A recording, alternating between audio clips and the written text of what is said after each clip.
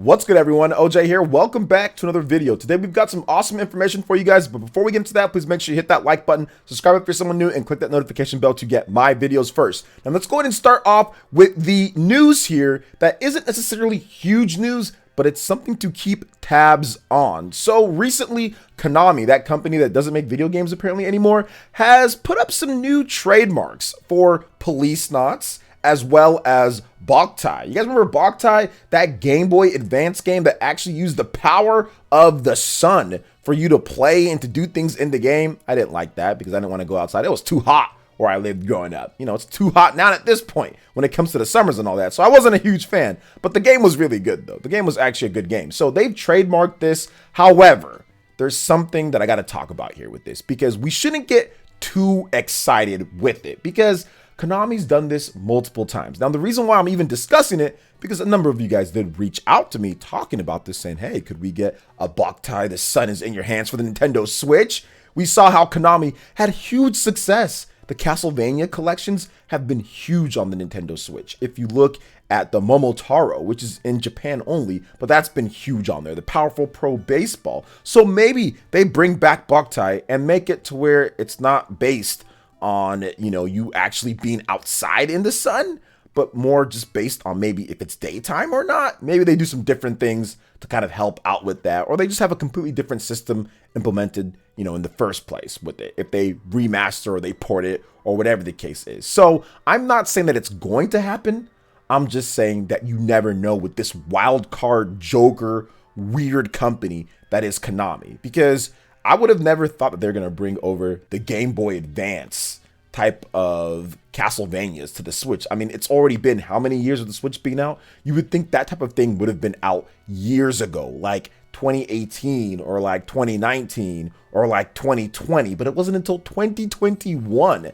I mean, we did get like the Mega Man collections a number of years ago, right? So the fact that they took this long to even do that made me scratch my head just a bit. And maybe they're going to do the DS collections. Maybe they're going to do some of the other Game Boy Advance and other titles that they do have underneath their belt. So I'll just say this. It is not out of the realm of possibility that Konami brings back Boktai and says, hey, here it is on the Nintendo Switch, remastered with some good graphics.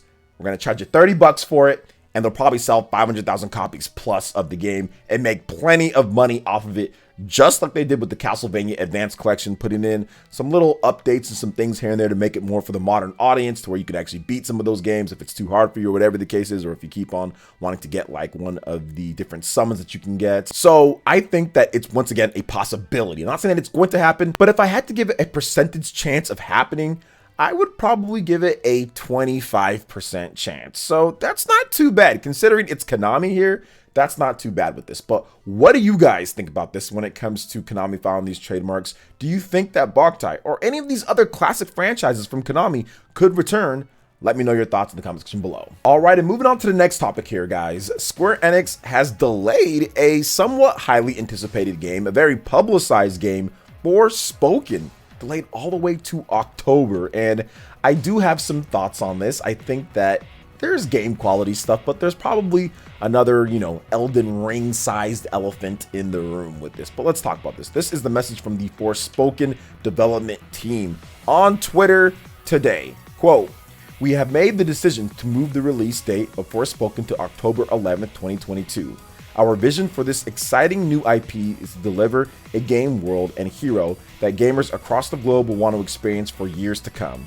So getting it right is extremely important to us. To that end, during the next few months, we will focus all of our efforts on polishing the game and can't wait for you to experience Frey's journey this fall. Thank you for understanding and continued support. We look forward to sharing more about Forspoken with you soon." Luminous Production. And I think that this game had a few things not going well for it.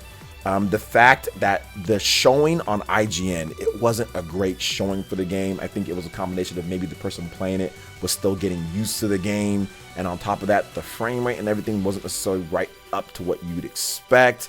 The game world looked a little bit empty, and these are things that other people were seeing with the game and saying stuff about that, like this looks like it's going to be a flop. I mean, there's been a number of concerns brought up about it. Now, my own personal opinion with the game is that there is a performance mode, which they talked about. They weren't playing in that.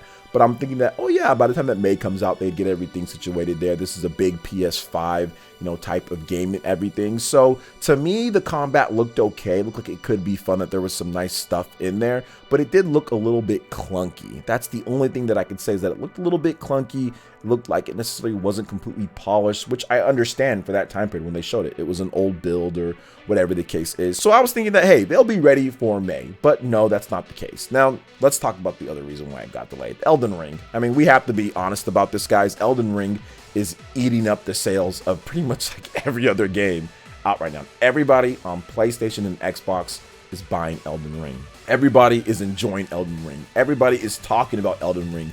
Everybody is complaining about Elden Ring. Elden Ring this, Elden Ring that. From developers, maybe a little bit upset about the type of attention Elden Ring is getting when it doesn't do things that they felt that it should be done, to people saying that, no, it's this Elden Ring, blah, blah, blah, like you have to play it this way.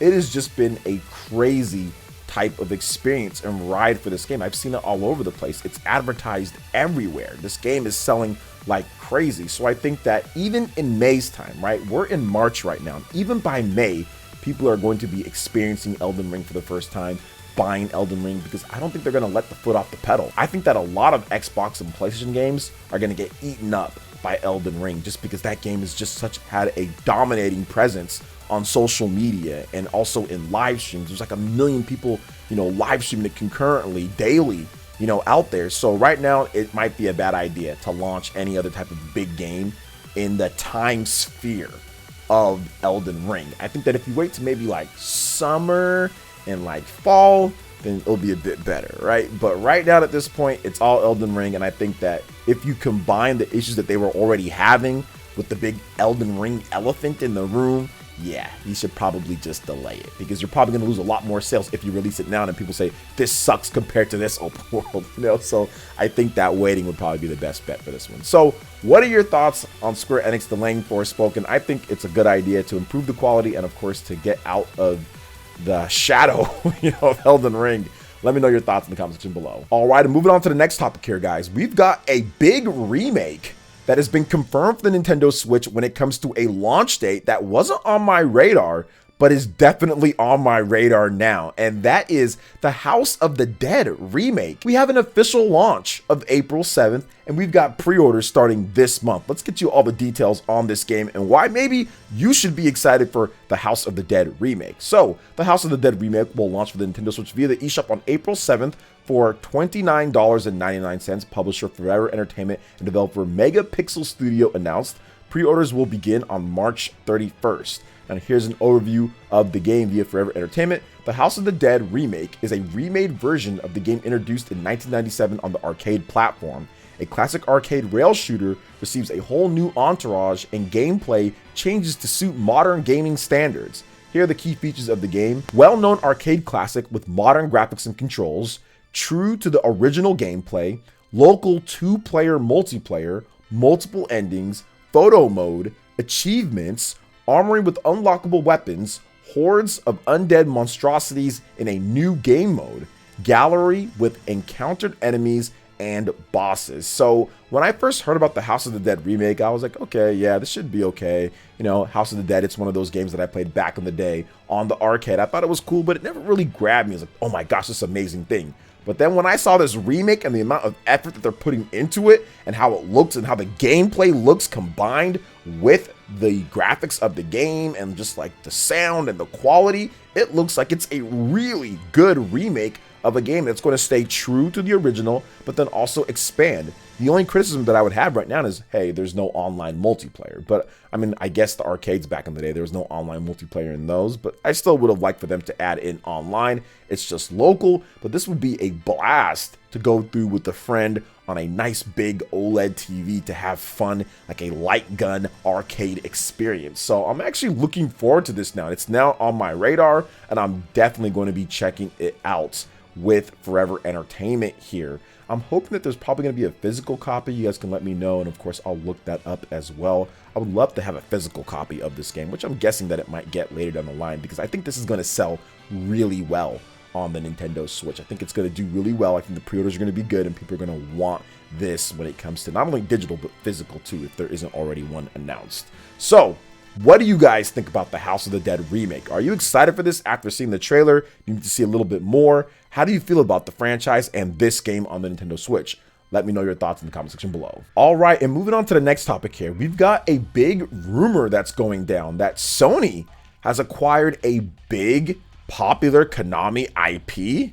Interesting here. A new rumor that was posted via Twitter account, Video Game Leaks, claims PlayStation has privately acquired the rights to a popular Konami franchise. Quote, PlayStation has privately acquired the rights to a very popular Konami IP, reads the tweet.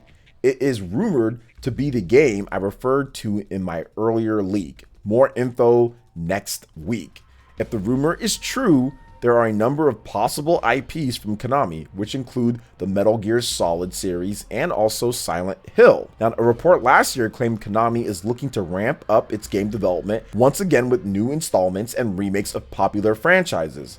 There was also a rumor from a leaker, Nick Baker, that Sony plans to hold a PlayStation State of Play sometime in March that he describes as the good one. PlayStation has a strong lineup of games this year that kicked off last month with the release of Horizon Forbidden West, and last week with the release of Gran Turismo 7. God of War Ragnarok is scheduled for sometime later this year.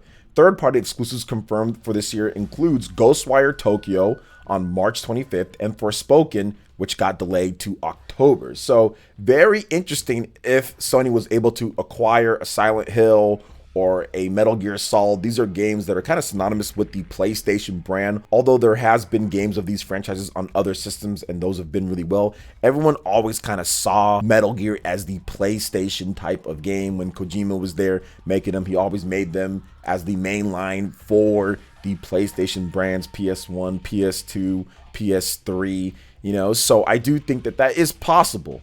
I'm just not sure if they've acquired, like, in terms of buying the rights outright or more so getting a license to make the game. I'm not sure if Konami would sell that. And if they did sell the Metal Gear franchise, it would be an astronomical sum to get something as popular as Metal Gear. Maybe Silent Hill would be a little bit less, but Silent Hill still does have clout. It still does have like a movie or some stuff that they're doing, right? I think that there's been something like that. Correct me if I'm wrong in the chat. So it's not like Silent Hill is a franchise that's not worth something either. So I'm guessing they've maybe secured the license. That's what I'm guessing, but we're going to have to wait and see what this actually ends up being, or if it's even real at all. It's a rumor, so please take it with a grain of salt at this point. So what are your thoughts when it comes to this topic here? Let me know in the comment section below. All right, and moving on to the final topic here. It looks like we have a pretty substantial update to the Nintendo Switch Online app. 2.0 is out. We've got some notes as well.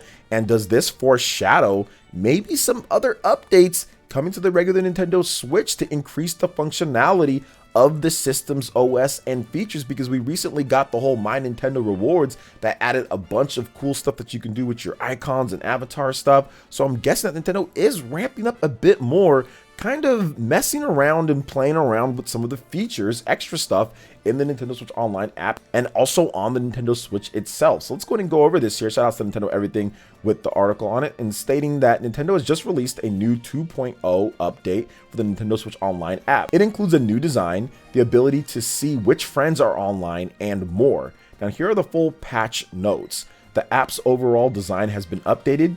You can now see which of your friends are online. You can change your online status settings. You can view your friend code, and other minor changes have been implemented. Now, the Nintendo Switch Online app has been around for a few years now. It lets players use voice chat during online play for certain titles and access game-specific services, such as the option to send custom designs made in Animal Crossing 3DS games to Animal Crossing New Horizons. The Nintendo Switch Online app is available on mobile via iOS and Android, and the 2.0 update is live on both platforms now at this point. Now, what do you guys think about this when it comes down to what's going on with this? I'll know my opinion on it.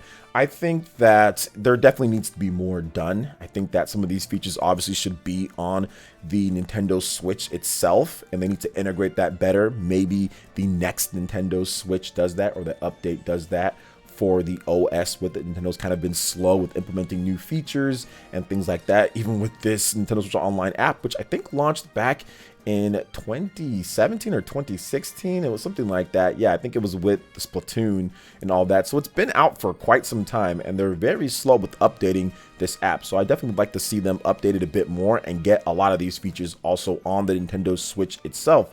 But I will say, if you look at it overall, the fact that they're even still doing this with it is a good sign, especially with some of the other stuff that we saw with them updating the icons. It can seem like they're getting ready maybe for even a bigger thing coming down the line, but we're gonna have to wait and see. Right now it's still just separate, but definitely a step in the right direction, and hopefully they can kind of veer that off. It's getting it on the OS. I would love to see this app kind of go in a bit more to where like you can like buy games and you can like update your system and you can do other things that other apps have, like with the Xbox app and PlayStation. You can do a little bit more features. You can download the demos and have it right there. I mean, I don't think that the functionality is on this app at this point, but I think that there's room to add in stuff like that if it's not already there. Now, if it's there, because I don't really use it, if it's there, cool. But if it's not, then definitely it'd be cool if they added that. So what are your thoughts when it comes to Nintendo Switch Online app and everything else that I discussed here? Let me know in the comment section below. All right, guys, that wraps it up for this video here. Thank you so much for watching. I do appreciate it. Please make sure you hit that like button, subscribe if you're someone new,